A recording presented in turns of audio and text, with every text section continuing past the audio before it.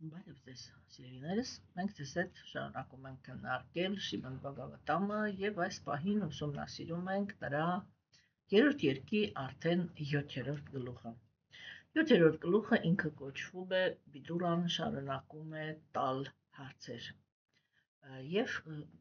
որովհետև գլուխը նոր է, ես ոչ մի նախաբան անելու կարիք չունեմ, պատճառով միանգամից կարդամ տեքստերը եւ մենք սկսենք մեր քննարկումը։ Եվ այսպես երրորդ երկ, 7-րդ գլուխ Մայտրեյան Վիդուրան շարունակում է հարցեր տալ տեքստ առաջինից։ Շիշուկադևը Գոսվամին ասաց. Ով արքա, երբ մեծ իմաստուն Մայտրեյան այսպես խոսեց, Վիդուրան Դվայպայանը Վյասայի որդին, որը հայտնի էր իր ուսյալ լինելով, քաղաքավարիորեն դիմեց նրան հետևյալ հարցով. Վիդուրան ասաց. Ով մեծ բրահմանա, եթե Տերը Տիրոջ գիրագույն ազնվորությունը ամբողջական հոգևոր ամբողջականություն է եւ միշտ մնում է անփոփոխ, ապա ինչպես է նա կապված նյութական բնության գունանների եւ դրանց գործունեության հետ։ Ինչպես է նա կապված, հա? Եթե այդ ամենը նրա խաղն է, ապա ինչպես է նա անփոփոխը կատարում իր գործունեությունը եւ ինչպես է նա զուրկ նյութական բնության որակներից դրսևորում իր որակները։ Երեխաները հաճույքով խաղում են միմյանց հետ կամ ժամանակ են անցկացնում զվարճանքի մեջ, քանի որ նրանց մղում է ցանկությունը, սակայն նման ցանկություն չի կարող առաջանալ Տիրոջ մոտ, քանի որ նա միշտ ինքնաբավ է եւ ոչ մի բանի կապված չէ։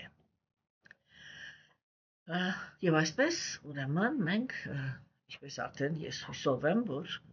բազմիցս համոզվել ենք, որ արիացիները իրենց գաղափարախոսության մեջ շատ հետաքրքիր հարցեր են քննարկում եւ գաղափարախոսության առավելություններից մեկը կայանում է նրանում, որ իրենք չեն վախենում հարցերից։ Սա նշանակում է, որ երբ որ խոսքը գնում է ինչ-որ մի բարդ թեմայի շուրջ, չէ, արիացիները իրենք շատ հանգիստ այդ թեման բարձրացնում են եւ սկսում են այդ թեմայի շուրջ խորհել, այսինքն մտածել, թե իրականում այդ պատասխանը որն է։ Երբ որ ազնվորությունները հետաքրքրված չեն ճշմարտության մեջ, այլ հետապնդում են նյութական նպատակներ, հա, ուրեմն այդ դեպքում հենց որ հարցը հարցի պատասխանը ինքը ենթադրում է այնպիսի թեմաների քննարկում, որոնք ձեռք չեն տալիս, չէ, ապա գաղափարախոսությունը ինքը փորձ է կատարում խուսափել այդ քննարկումից։ Կանում եք սիրելիներս, չէ։ Եվ ուրեմն մենք այստեղ հիմա տեսանք, թե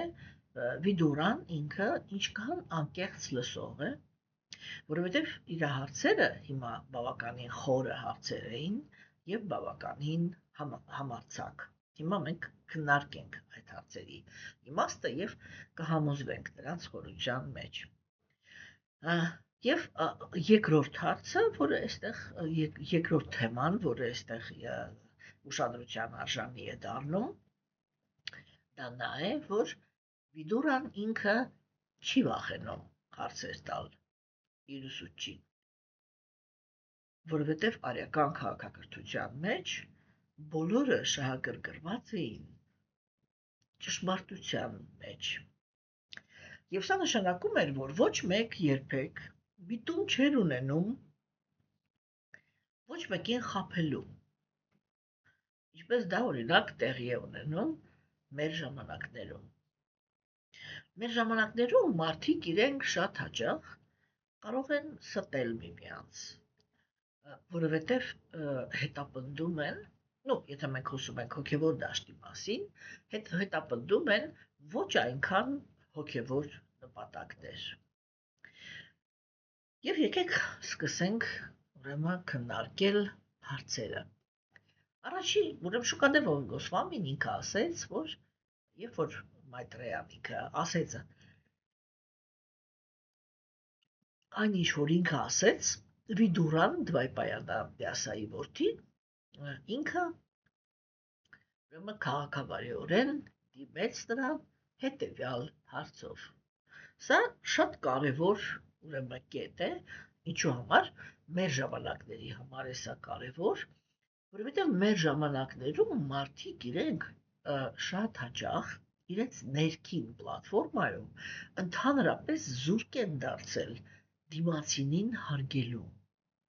Հասկանում եք։ Եվ եթե հանկարծ ասենք, իրենք այ մարդը խոսում է, չէ՞։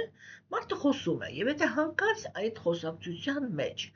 իրանք ինչ որ մի բանի հետ համաձայն չեն, հա, կամ ինչ որ մի բանը մնացել է ոչ պարզաբանված, չէ՞։ Այն մարդը ինքը մեր ժամանակակից մարդիկ իրենք անմիջապես կարողանում են շատ արագ անցնել դեպի անհարգալից խոսակցություն, ինչպես բուն խոսքի բուն իմաստով, այդպես էլ վերանցական, հա, այսինքն իրենք անմիջապես անցնում են այդ սահմանը, որտեղ կարելի է մարդու հետ շփվել շատ անհարգալից։ Եվ ասենք այդպես էլի, ինտոնացիաների մեջ, չէ, ունենալ հեգնանք, հա, ունենալ մի այնպիսի ինչ որ մի հատ դիրք տիպը այ դու երևի հույսով էր, որ ես այս բանը չեմ նկատելու, բայց ես շատ լավ նկատեցի, բայց այսինքն իրան ուսուցիչից ավելի խելոքի տեղ դնելու տրամադրությամբ, հասկանում եք, չէ՞։ Ուրեմն, տեսեք, այ հոգևոր իրական, հոգևոր կյանքի մեջ, չէ՞, երկու բանը պետք է լինի իրար հետ։ Առաջինը դա նա է, Դերեք, առաջինը դա նա է, որ աշակերտը պետք է միշտ իրավունք ունենա պարզաբանող հարցեր տալ իր ուսուցչին։ Երկրորդը դա նա է, որ այդ պարզաբանող հարցերին պատասխանելու համար, հա, այդ հարցերը տալու ընթացքում կներեք, ինքը պարտադիր պետք է պահպանի քաղաքավարիությունը, այսինքն հարգանքը։ Երբ որ հոգևոր մարդուն, ընդհանրապես դա բոլորին է վերաբերվում, բայց մենք պետք է հասկանանք, որ հոգևոր մարդկանց հետ շփումը, հատկապես զարգացած հոգևոր մարդկանց հետ շփումը, ինքը շատ այսպես հստակ մշակույթ է պահանջում, հա, որովհետև այն մարդը, այն ազգը, այն պետությունը, որոնք եւ որտեղ անհարգալից են վերաբերվում իրական հոգևոր ուսուցչի հետ, այսպես ասենք, համենայն դեպս արիացիները իրենք պնդում են, որ այդպիսի պահվածքը ինքը շատ խորը բացասական հետևանքներ է ունենում, չէ՞։ Այսինքն հենց թեկուս սեփական անձի ապահովության համար այս օրենքը ինքը պիտի հիշվի, որ նույնիսկ եթե ինչ-որ մի բանը լավ չես հասկացել, կամ եթե ինչ-որ մի բանը թվացել է, որ մինչև վերջ չբացատրվեց, կամ ինչ-որ մի բանի մեջ թերություն տեսար, չէ՞, երբեք չի կարելի իրական, սա շատ կարևոր է, իրական հոգևոր ուսուցչի հետ երբեք չի կարելի վարվել անհարգալից։ Ինչու եմ ասում շատ կարևոր է, որ իմенно իրական հոգևոր ուսուցչի հետ, որովհետև այսպիսի օրենքների հետևը ավելի շատ պահկվում են կեղծարարները, քան իրական ուսուցիչները։ Հասկանում եք ինչու, որովհետև իրական հոգևոր ուսուցիչը, այսպես եթե իմաստով ասենք, չէ, ինքը չունի կեղծ ես։ Հասկանում եք։ Ինքը չունի կեղծ ես, ինքը չի նեղանում, որովհետև հասկանում է, որ կենդանի ակը իրեն կոպիտ պահի, անքաղաքակիրթ պահի, գռեհիկ պահի, ինչպես ուզում է պահի, դա բխում է իր տգիտությունից, այսինքն անձնավորության ցածր մակարդակից։ Եվ իմաստունը ինքը երբեք չի նեղանում տգետից։ Հասկանում եք, որտեղ ինքը հասկանում է, որ այդ ազնվորությունը ինքը ուղղակի իր այդ սահմանափակ տգետ գաղափարներից այն կողմ, ուրիշ ոչ մի բանի չի տիրապետում։ Հասկանում եք, բայց այստեղ մի շատ կարևոր բայց կա, որ երբ որ վիրավորում են իրական հոգևոր ուսուցչին,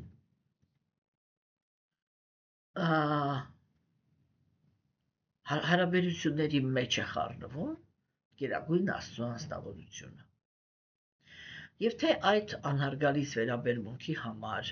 Գերագույն Աստծո անձնավորությունը ինքը ինչ կանի, դա արդեն, ինչպես կոպիտ ասած, մենակ ինքը գիտի։ Բայց այստեղ կա մի շատ կարևոր թեմա, որը ասենք ժամանակին, գիտեք, օրինակ իմ անձամբ իմ հոգևոր կյանքում, չէ, ժամանակին, երբ որ ես դա հասկացա, այսինքն կար ինչ-որ մի շարան երևույթների, որը երբ որ ես նկատեցի հոգևոր դաշտում, չէ, ես հասկացա, թե ժամանակակից աշխարհում հոգևոր տեսանկյունից մարդիկ ինչքան անպաշտպան ու խոցանելի են։ Կա մի ասպիսի ահավոր երևույթ։ Ես միշտ ասում եմ, որ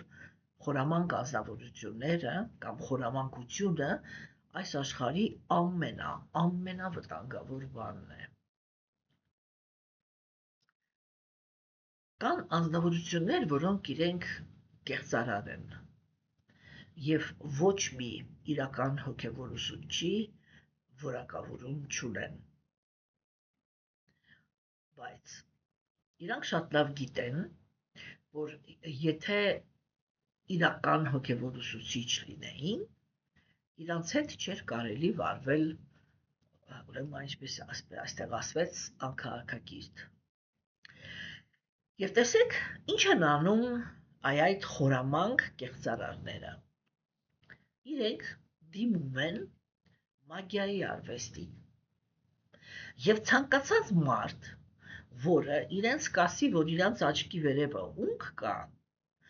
իրենք անմիջապես այդպիսի ազնվորության վրա, այն ինչ-որ կենցաղային ասվում է, թուղթուգիր են անում, այսինքն մագիա են անում այդպիսի ազնվորության վրա, և սովորական մարդիկ իրանք տեսնում են, որ այս ազնվորությունը, որը ինքը հոգևոր ուսուցչի դիրք է գրավում, հենց որ մեկը սրան կպնում է, ինչ-որ մի վատ բան է լինում իր հետ։ Հիմա տեսեք, գործոնները միշտ նույնն են։ Այսինքն, եւ եթե մենք գործ ունենք իրական հոգևոր ուսուցչի հետ, եթե իրական հոգևոր ուսուցչին վիրավորանք է հասցվում, Գերագույն Աստծո անձնավորությունը ջղայնանում է, եւ այո, այդպիսի վիրավորանք հասցնողը ինքը վատ ռեակցիաներ է ունենում։ Եթե մենք ունենում ենք խորամանկ, կեղծ հոգևոր ուսուցիչ, հենց որ ինչ-որ մեկը իրան վիրավորում է, ինքը մագիա է օգտագործում, եւ մենք ստանում ենք նույն արդյունքը, որ մարդը ինքը շատ վատ իրավիճակի մեջ է ընկնում։ Հասկացաք ինչու են խորամանկները աշխարհում ամենավտանգավոր բանը։ Տեսեք, ճշմարտությունը պարզելու ձևը կորավ։ Հասկանում եք, եւ խորամանկները իրենք ճշմարտությունը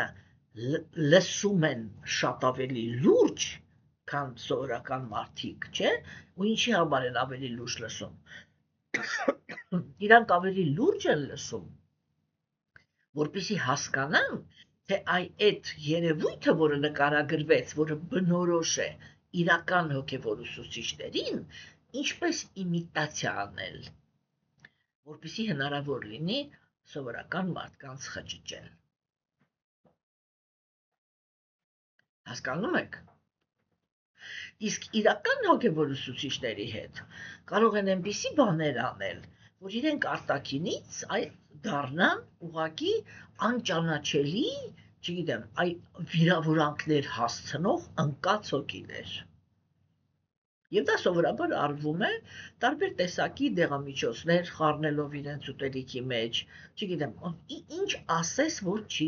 հնարավոր չի, որ օգտագործեն խորամանկները, որպեսզի այդ պատմենո, այդ փոփոխությունը կատարեն, որ անմեղը երևա մեղավոր, իսկ մեղավորը անմեղ։ Բայց տեսեք հասկացաք, չէ՞ որ սա ասենք իրոք խոսք է գնում բացարձակապես վտանգավորից վտանգավոր երևույթի մասին։ Եվ սովորական մարդը այդ խորամանկությունից ոչ մի կերպ չի կարող պաշտպանվի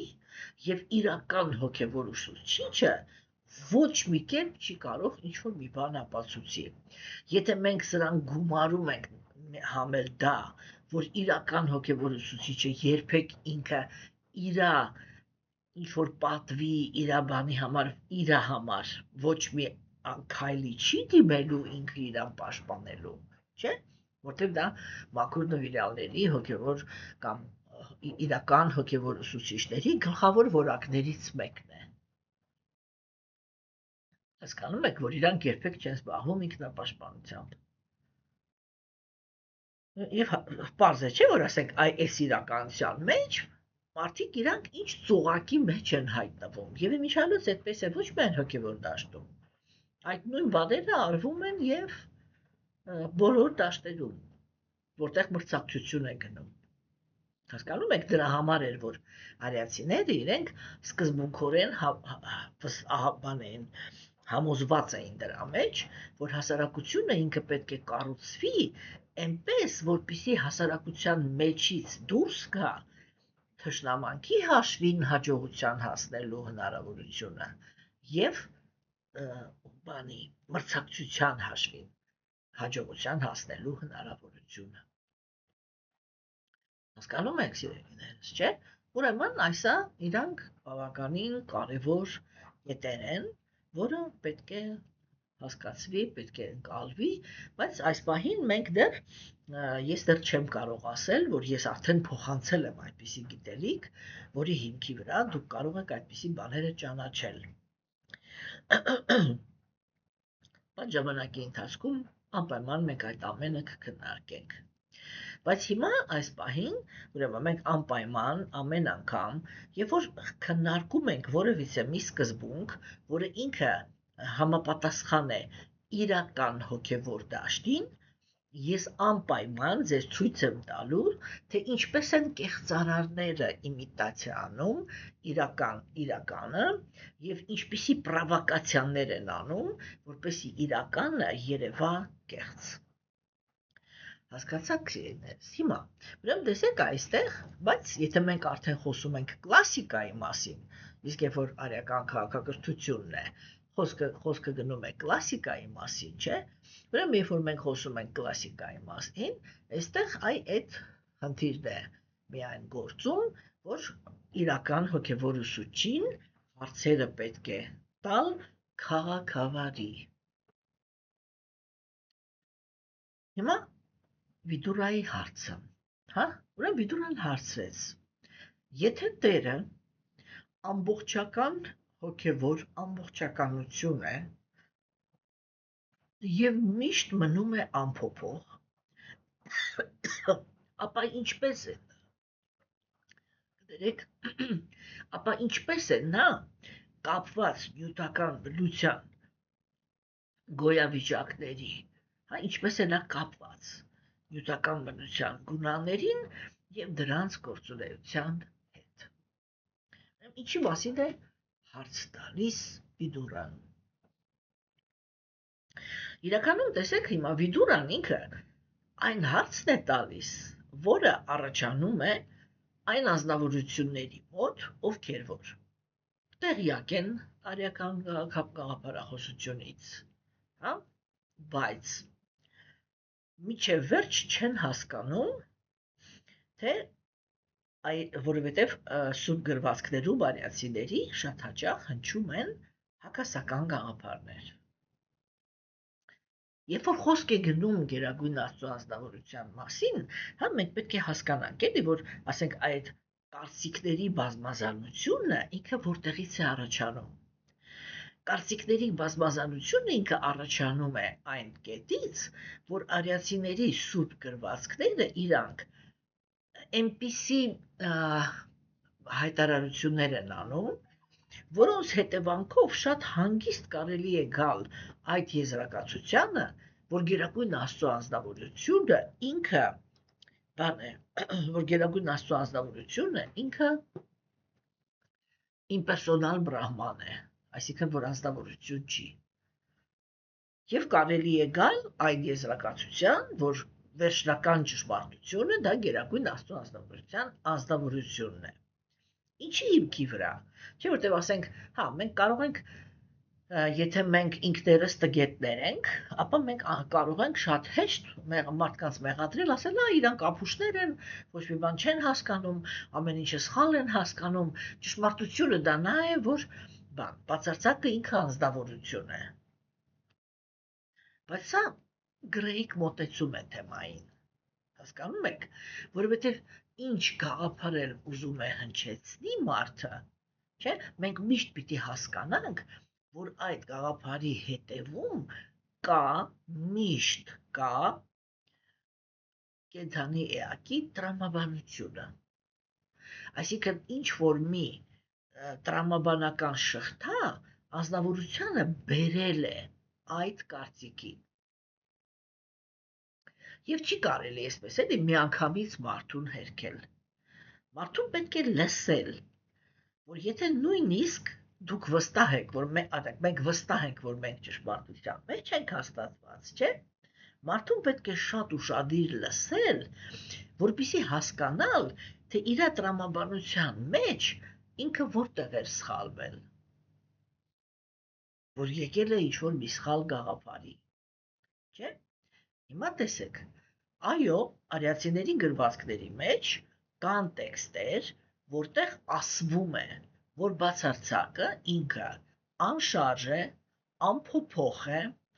եւ ինքնաբավ։ Հասկանում եք, հիմա տեսեք,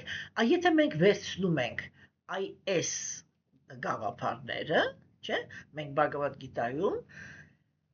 երկրորդ գլխում այս թեման քննարկել ենք հոգու հետ կապված, չէ։ Հիմա տեսեք, սիրելիներս, ուրեմն ինչի մասին է այստեղ խոսքը։ Հիմա նայեք, օրինակ ասենք, տեքստը ինքը ասում է, գերագույն բացարձակը, ազնվորություն չէ, բացարձակը ինքը անփոփոխ է։ Որտեղից է այս գաղափարը գալիս։ Այս գաղափարը գալիս է դրանից, որ կա հայտարարություն, որ գերագույն Աստծո ազնվորությունը ինքը հավերժ է, ինչպես հոգին։ Չէ, հիմա տեսեք ախր, չէ, որ սա այդքան էլ պարզ գաղափար չի, չէ։ Որովհետև օրինակ Բhakti յոգայում, չէ, որտեղ պերսոնալ ասպեկտն է ընդունվում որպես նախնական սկզբունք, հնչում են գաղափարներ, որ օրինակ գերագույն Աստծո ազնվորությունը ոչ թե միայն նյութական աշխարհում, այլև հոգևոր աշխարհում ունի մանուկի մարմին, ոչ թե միայն դա, այլ ունի մանուկի մարմին, ունի երիտասարդի մարմին, հա, եւ արդեն ինչ-որ մի հատ մարմին ունի, որը վերջնականն է եւ հավերժ։ Հիմա սա նշանակում է, որ ինքը աճեց, բայց այդպիսի բան հնարավոր չի, որովհետեւ այն ամեն ինչը որ փոփոխվում է, դա նշանակում է, որ ինքը իր մեջ պարունակում է իներցիա։ Իսկ իներցիան միշտ մաշացնում է նյութը, միշտ մատերիալը մաշվում է իներցիայից։ Հասկանում եք, հիմա տեսեք, այս ինչ է նշանակում, էլի, սա նշանակում է, որ գերագույն Աստծո ազնվորությունը ինքը անծնունդ է, բայց ունի փոքրիկ մարմին։ Այդ փոքրիկ մարմինը որտեղից առաջացավ։ Ունի երիտասարդի մարմին, այդ մարմինը ոնց առաջացավ։ Եթե ինքը չունի ծնունդ, դա նշանակում է, որ ինքը չունի աճ։ Չէ՞։ Մենք հիմա տրամաբանում ենք։ Չէ՞, դա նշանակում է, որ ինքը չունի աճ։ Եվ եթե ինքը այդ ամեն ինչը ունի, դա նշանակում է, որ ինքը այո, շատ հզոր անձնավորություն է, բայց նյութական աշխարհի ապրող է։ Իսկ բացարձակը այլ լույս է, որովհետև լույսը հեշտ չէ ընկալել, որ լույսը ինքը հավերժ է, անփոփոխ եւ ինքնաբավ։ Թեկուզ իմպերսոնալիստները այս կետում չէ, հաջորդ քայլով անպայման մի հատ քայլ են անում, հասկանում եք, մի հատ, որ իրենք էլ չեն նկատում, իրանք ինչ են ասում։ Երբ որ ասում են, բա բազմազանությունը որտեղից ստեղծվեց, ասում են ամեն ինչը բրահմանից է։ Չէ, բայց այդ որ իմպերսոնալ բրահմանը, որը պետք է որ լինի ինքնաբավ, այսինքն խնդիրը մնում է միևնույն է նույնը, ես սա եմ ուզում բացատրեմ, էլի, որը մնում է ինքը ինքնաբավ։ Հիմա այդ ինքնաբավ իմպերսոնալ բրահմանը ինչու համար է արտադրում բազմազանության աշխարհը, կարելի է իմանալ։ Տեսեք, ու այդտեղ ոչ մեկ չի կարող բացատրի, թե ինչու։ Որտեվ հոգեբանական պատճառ չկա։ Իմպերսոնալ բրահմանը ինքը ոչ մի բան է։ Պրոստը լույս է։ Այ հիմա մենք նայում ենք այս պահին արևը լույս է սփռում, չէ՞, մենք երբ որ նայում ենք, մենք լույսը չենք, մենք լույսը տեսնում ենք, բայց ինքը համեն չենք չէ, մենք լույսի շնորհիվ տեսնում ենք ուրիշ բաները, բայց ինքը լույսը չենք տեսնում։ Կոպիտ ասած։ Հասկանում եք, ինքը թափանցիկ մի բան է, չէ՞։ Այսա նույն բանն է, այդ լույսն է, էլի։ Հիմա այդ լույսը ինքը ինչու կարիք ունեցավ, որ տեղի ունենա բազմազանությունը։ Էն էլ, եթե արդեն մենք վերցնում ենք, որ իմպերսոնալ բրահմանը ինքը կատարելություն է, չէ՞, որտեղից առաջացավ այդ կարիքը կատարյալ առանց ցանկությունների զուրկ էներգիայի մեջ, որ առաջանա անկատար նախանձի, չգիտեմ, խորամանկության, ջղայնության, ագահության եւ տրփանքի հիմքի վրա աշխարհը, որը կոչվում է նյութական աշխարհ։ Այսինքն, եթե դա լույսն էր, ինքը ինչի է սայլանդակությունը իր մեջից ոնց դուրս եկավ։ Այն պարագայում, որ այնտեղ հոգեբանություն չկա, ոչ մի բան չկա։ Հասկանում եք, երբ որ մենք ասում ենք կա հոգևոր աշխարհը, այսինքն հոգևոր բազմազանությունը, մենք ստանում ենք հոգեբանական այն պատճառը, որով կա նյութական բազմազանությունը։ Բայց երբ որ մենք ասում ենք բացարձակ ճշմարտությունը լույս է, ինչքան ուզում եք, կներեք կոպիտ պիտի ասեմ, ինչքան ուզում է ուղեղներիս զոր տանք, միևնույն է չենք կարող ընկալել։ Այդ հարցի պատասխանը հնարավոր չի գտնել, թե իմպերսոնալ էներգիան ինչու անհրաժեշտություն զգաց դառնալ այլանդակություն բազմազանության մեջ։ Չկա, չէ, ինչքան ուզում եք մտածեք։ Բայց հիմա տեսեք, ասենք, չէ, բայց սուրբ գրվածքները իրանք այդ պնդումները ունեն, եւ Գերագույն Աստծո հանձնավորությունը Բhagavad Gita-ում այդ նույն պնդումները անում է հոգու հանդեպ։ Ինքը այնտեղ, եթե հիշում եք, ինքը դա թվարկեց, չէ, ասեց հոգին ինքը հավերժ է, ամփոփող, ինքնաբավ, չէ, եւ ոչ մեկ չի կարող հոգում, ոչ վառել, ոչ թրջել, ոչ, չգիտեմ, ոչ չորացնել, ոչ մի բան չի կա, հնարավոր չի անել հոգու հետ։ Հիմա նույն բանը Վիդուրան ինքը նկատում է, որ նույն հարցը մնաց կախված Գերագույն Աստծո անձնավորության հետ։ Հասկանում եք, որ եթե ինքը հավերժ է եւ ամփոփող է, ինքը ինչպիսի հարաբերությունների մեջ է մտնում նյութական գոյավիճակների հետ, այն պայմանում, որ դու ասեցիր իմ թանկագին ուսուցիչ, հա, որ նյութական աշխարհը դա Գերագույն Աստծո անձնավորության խաղերն են։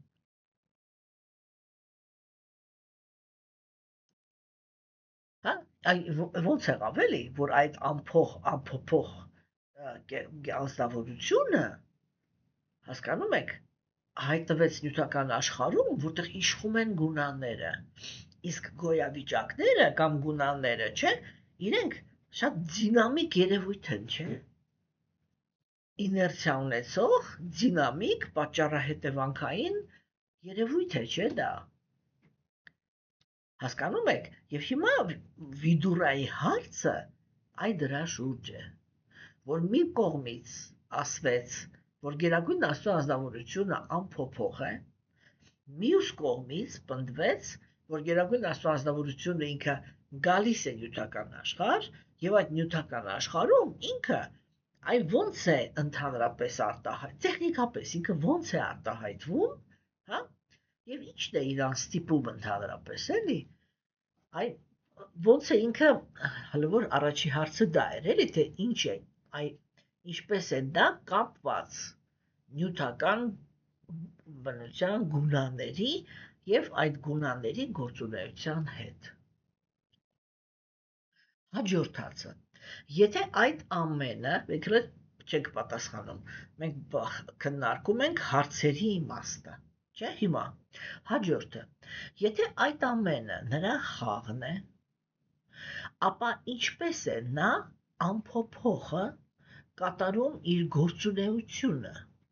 Չէ, այսինքն ասված է,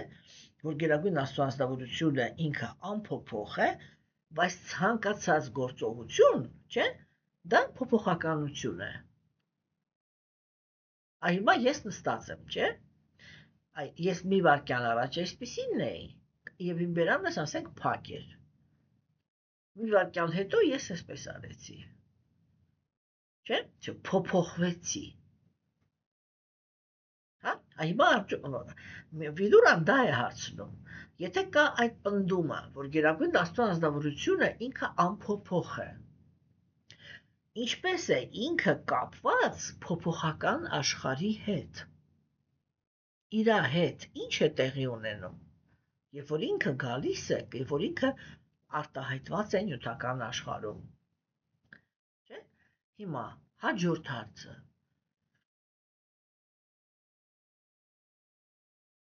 ինչպես է նա, ով նյութական բնության որակներից զուրկ է, դրսևորում իր որակները։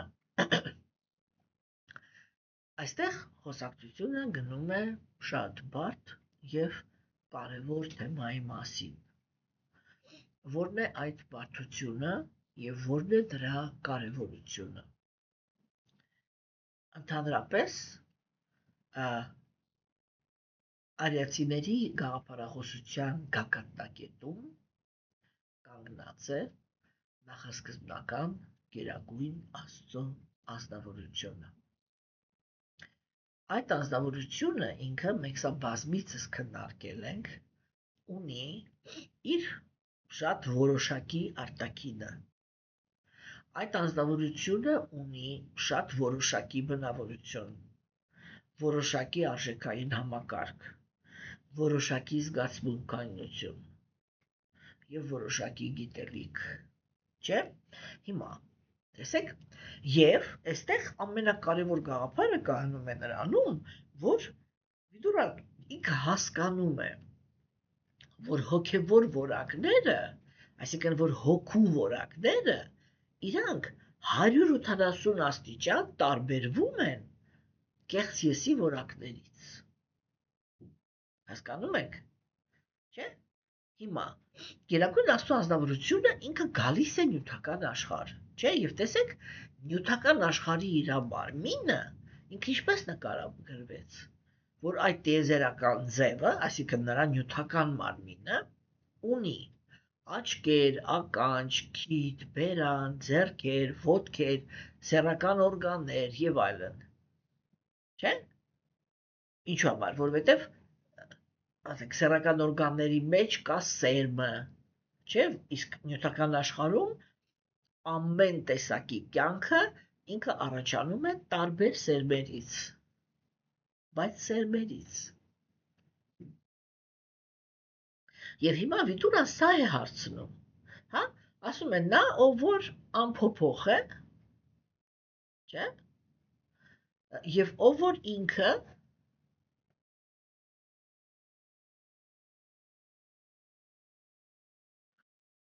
ասում է, չի ասում, որ նա ընդհանրապես որակներ չունի։ Ասում է, ով որ զուրկ է նյութական բնության որակներից, դրսևորում իր որակները։ Ինչպես է դա տեղի ունենում։ Տեսեք, ինքը ինչքան էսպես էլի, պրակտիկ, զուտ այսպես տեխնիկական հարց է տալիս։ Այս սա ինչպես է տեղի ունենում։ Ոչ թե պրոստը լսիր, որ Գերագույն Աստվածնավորությունը եկավ, արեց, թողեց եւ օթով գնաց։ Այսպիսի նկարագրություններ մենք արիացիների մոտ չենք տեսնի։ Հասկանում եք, ինքը կոնկրետ հարց է տալիս տեխնիկապես այդ ամփոփող անձնավորությունը ինքը ինչպես է կոնտակտի մեջ մտնում մի աշխարհի հետ, որտեղ աշխարհը ենթարկվում է 3 գոյավիճակների օրենքներին։ Կամ այդ 3 գոյավիճակները, չէ, իրենք ունեն իրեն բնորոշ որակները։ Չէ՞ որ հակում ունենալ բռնության հանդեպ,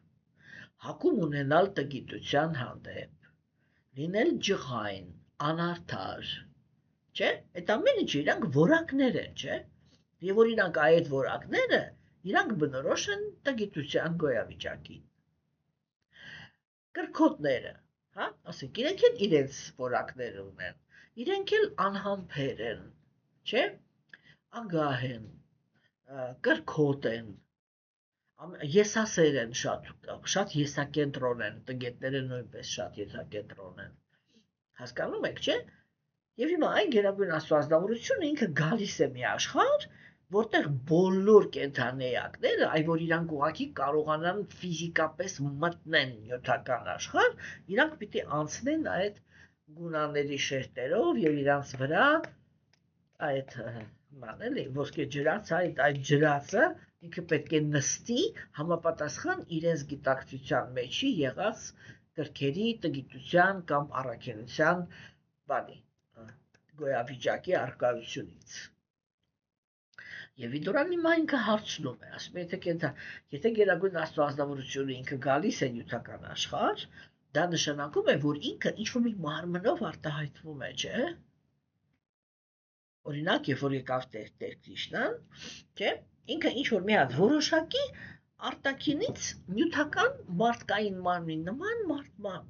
մարդու նման մարմնով էր, չէ՞, եկել։ Եվ հիմա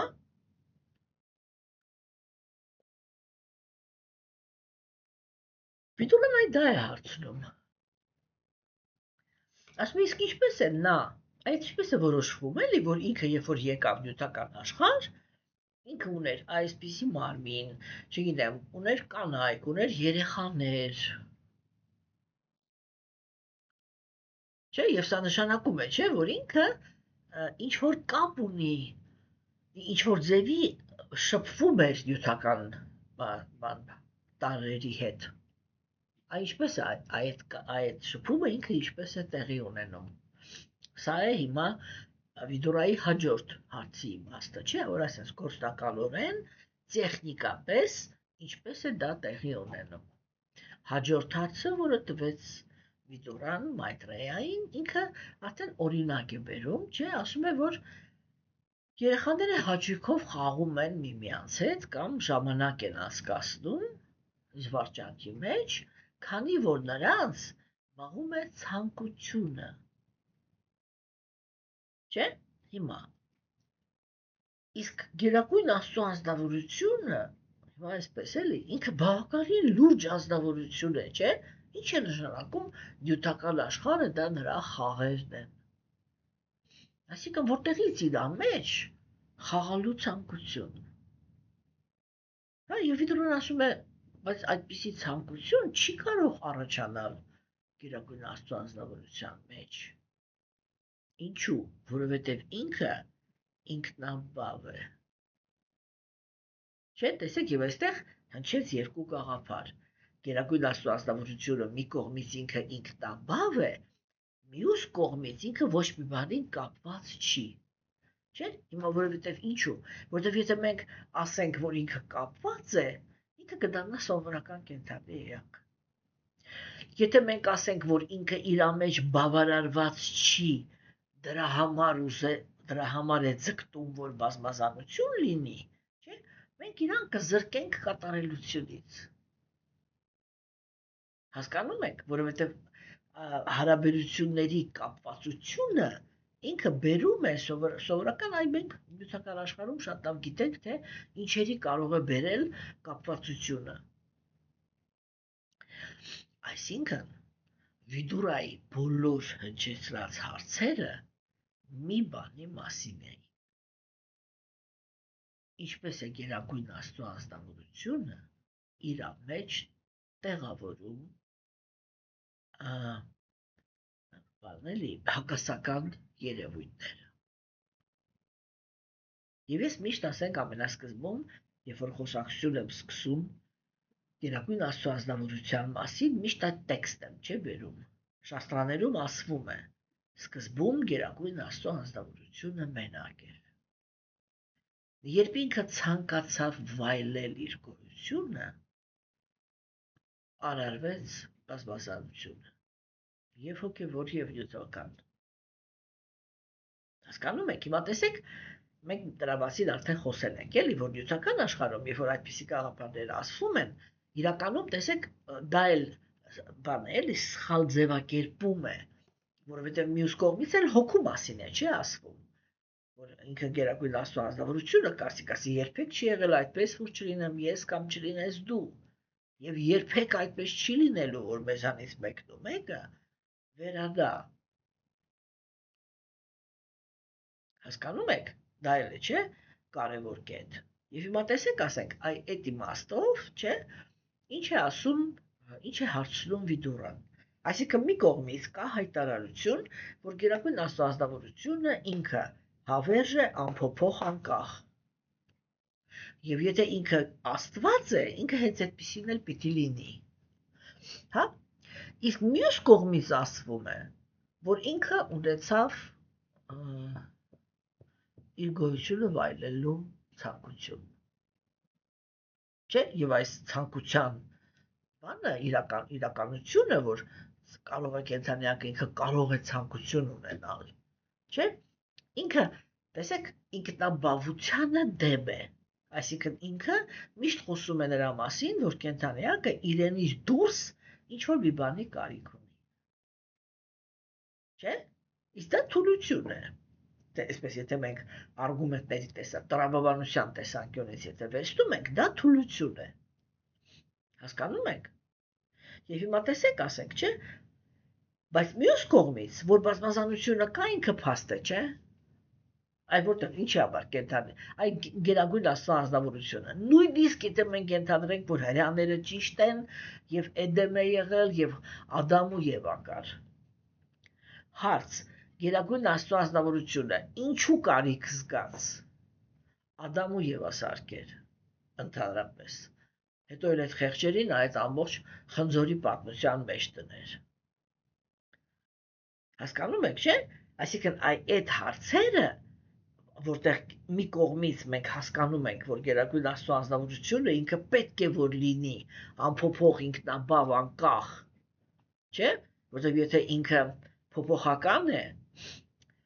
դա արդեն նշանակում է, որ ունի սկիզբ ու վերջ։ Եթե ինքը բան է, ասեք, եթե ինքը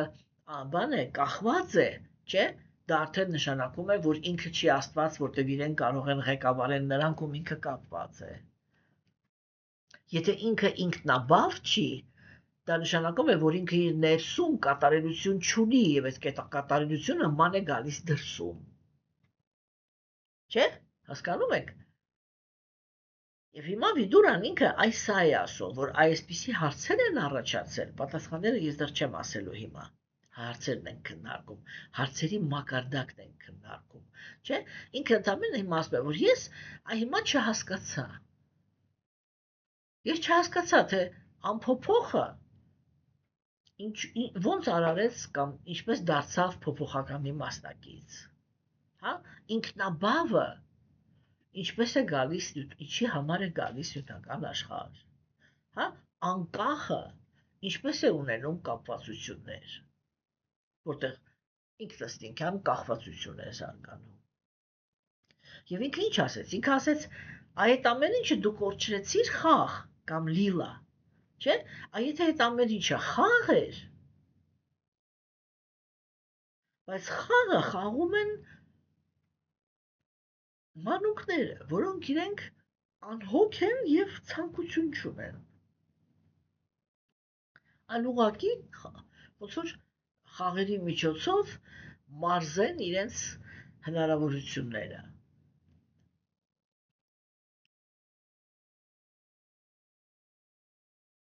Հասկանում եք, եւ Վիդորան հիմա այդ դա էլ հարցրեց, թե բայ դա ինչպես է, ես լավ չհասկացա։ Իր ինքնին իրենով գոյություն ունեցող էներգիայի միջոցով, որը բաղկացած է նյութական բնության 3 գունաներից, Տերը ստեղծեց այս տիեզերքը։ Այս նույն էներգիայի միջոցով նա պահպանում է արարչագործությունը եւ հակառակ հերթականությամբ ոչնչացնում այն, որպեսզի այնուհետև ամեն ինչ սկսի նորից։ Սա Վիդորան հիմա ասում է իր հասկացածը։ Մաքուր հոգին, մաքուր գիտակցություն է, ուստի երբեք ոչ մի պարագայում չի կորցնում այն, ոչ ժամանակը, ոչ իրավիճակը, ոչ էլ երազները չեն կարող զրկել հոգուն գիտակցությունից։ Այդ դեպքում ինչպես է այն հայտնվում անգիտության մեջ։ Չէ՞։ Հիմա տեսեք ուրեմն, հիմա այս հարցն է բարձրացնում Վիդորան, որ ինչպես է տեխնիկապես, ես չհասկացա, թե տեխնիկապես ինչպես է նա ով հավերժ է, ինչպես է դառնում ժամանակավոր։ Նա ով անփոփոխ է, ինչպես է դառնում ծերացող։ Հասկանում եք, այսինքն ինչպես տեխնիկապես դա ինչպես է տեղի ունենում, որովհետև այդպիսի տրանսֆորմացիա, որ հավերժ հոգին ինքը ձեռք բերի ժամանակավոր նյութական մարմին եւ դառնա ժամանակավոր կենդանիակ, դա հնարավոր չի, որովհետև այն ինչ որ հավերժ է, այն անփոփոխ է։ Հասկանում եք։ Եվ հիմա Վիդորան այդ դա է հարցնում։ Իսկ այդ տեխնիկապես դա ինչպես է տեղի ունենում։ Որ հիմա էլ կենդանի էակները, որոնք իրենք հոգին ինքը մաքուր գիտակցություն ունի, ինչպես է այդ մաքուր գիտակցությունը գալիս ընկնում գոյավիճակների ճիրանների մեջ։ Հա, որտեղ ներքին աշխարհի պալիտրան ինքը սկսվում է նախանձից եւ ասենք վերջանում է բարեպաշտ էգոիզմով։ Բայց բոլոր դեպքերում խոսքը գնում է էգոիզմի մասին։ Հասկանում եք, չէ՞։ Հիմա Վիդորան ասում է, ես այդ դա էլ չհասկացա։ Հիմա Տերը գերհոգու կերպարանքով գտնվում է յուրաքանչյուր կենդանի էակի սրտում։ Այդ դեպքում ինչու են կենդանեակների գործողությունները իրենց դժբախտություն ու տառապանք պատճառում։ Ով մեծ իմաստուն այս անգիտության պատճառած տառապանքը շփոթեցրել է իմ միտքը, ուստի խնդրում եմ քեզ ցրել բոլոր կասկածներս։ Չէ՞ հիմա Վիդորան ինքը մի շատ բարձ տրամաբանություն է առաջ քաշում։ Ինքը ասում է դու ասեցիր, որ Գերագույն Աստծո այնմիջև այսքան ժամանակ, որ ես քեզ լսում էի, դու խոսում էիր նրա մասին, որ Գերագույն Աստծո անձնավորությունը ինքը գտնվում է սրտում, կոչվում է գերհոգի, որ այդ գերհոգում անունավորմամբ, ասենք, յոգերը իրենք կենտրոնանում են հենց այդ կերպարանքի վրա, եւ այդ կենտրոնացման հաշվին հասնում են ինքնաիրականացման եւ այլն, չէ՞։ Հիմա ինքը հարցնում է, ասում է, իսկ այդ եթե դու ասում ես, որ Աստված ինքը մեր սրտում է, եթե ինքը այնտեղ է եւ ինքը բացարձակ մաքրություն է, ինչպես է հնարավոր, որ իրար հետ համատեղ մի մարմնի մեջ նստած են մաքուր Գերագույն Աստծո անձնավորությունը եւ կեղտոտված կենդանի էակը։ Առաջի հարցով ինքը հարցրեց, թե ինչպես է հնարավոր, որ կենդանի էակը կեղտոտվի։ Երկրորդ հարցով ինքը հարցրեց, թե իսկ ինչպես է հնարավոր, որ այդ իր կեղտոտվածության անբաժանելի ընկերը լինի Գերագույն Աստծո անձնավորությունը եւ կյանքեր, միլիոնավոր կյանքեր շարունակ հոգին ինքը չվարակվի այդ Գերագույն Աստծո անձնավորության ներկայության մաքրությունից ու ազդեցություն չկրի իր վրա, այլ մնա արատավոր անձնավորություն։ Դա ինչպես է հնարավոր։ Չէ՞։ Տեսեք, այսինքն հիմա դեռ այս պահին այն բոլոր ինչ որ Մայտրեյան պատմել էր, այս հարցերի պատասխանը չի հնչել։ Հա։ Եվ Վիդուրան ինքը չասեց, ուրեմն դու ոչի բան չգիտես, բան չգիտեմ, ինչ ես, կեղծարար ես, խաբեբա ես, դե գնաս տեղից ես։ Հասկացաք, ինքը քաղաքավարի հարցեր տվեց, այսա ինչպես, այսա ինչպես, իսկ սա ինչպես։ Եվ ինչպես տեսանք, բոլոր հարցերը իրանք մի հակասությունն են փորձում պարզաբանել։ Վիդուրան փորձում է պարզաբանել ժամանակավորը, ինչպես է մտնում, կներեք, հավերժը, ինչպես է մտնում ժամանակավորի մեջ։ Այդ տեխնիկապես ինչպես է տեղի ունենում։ Ես մի քիչ առաջ ընկնելով, բավականին մանրամասներ արդեն այդ թեմայի մեջ քննարկել եմ, բայց հիմա մենք շուտով մտնելու ենք, ես ամեն անգամ ասում էի, որ Կապիլադևայի ուսմունքի մեջ, որտեղ արդեն մանրամասնորեն է քննարկվում, թե ինչպես է Գերագույն Աստծո անձնավորությունը մտնում նյութական աշխարհ, ինչպես է այդտեղ մտնում կենդանի էակը։ Եվ այսպես Վիդուրան, ինչպես տեսնում ենք, շատ բարդ փիլիսոփայական հարցեր տվեց Մայտրեյային, եւ Մայտրեյան ինքը հաջորդիվ արդեն կսկսի պատասխանել հարցերին։ Իսկ այսքան այսքանը։ Ստեսություն։